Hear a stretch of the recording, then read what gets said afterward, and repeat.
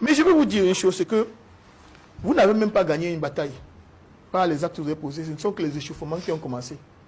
Vous avez facilité dans les choses. Parce que demain, il sera très facile pour les militants du Manidem et tous ceux qui soutiennent la candidature du professeur Maurice Kamto, de tout l'ensemble que forme ce qu'on appelle l'Alliance politique pour le changement, de soutenir aujourd'hui une autre candidature.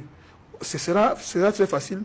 Et le boycott dont vous rêvez, parce que je sais que tout ce qu'ils ont fait, c'est qu'ils rêvaient du boycott. Ils se disent que comme on a rejeté le président Maurice Kamto, militant aujourd'hui du Manidem, va venir ordonner qu'il y ait un boycott, et voilà, on va jouer le jeu du pouvoir, et ça va vous faire plaisir. Mais je vous dis que vous allez perdre le sourire, parce que vous avez dit envoyer les émissaires derrière raconter les Bello Bouba et autres, mais nous voyons tout ça, et nous vous précisons que les conséquences seront désastreuses pour vous.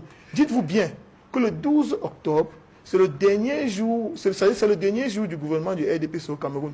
Et rassurez-vous, pendant que vous sentez de faire les réflexions maléfiques au sein du RDPC, la société civile, les citoyens camerounais, les militants du changement sont également en train de réfléchir.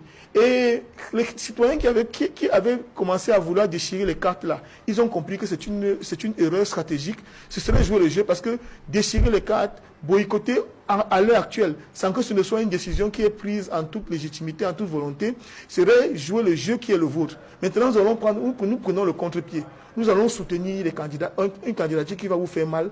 Et rassurez-vous, le moment venu, cette élection sera le catalyseur de la revendication sociale. Il faut que vous le sachiez.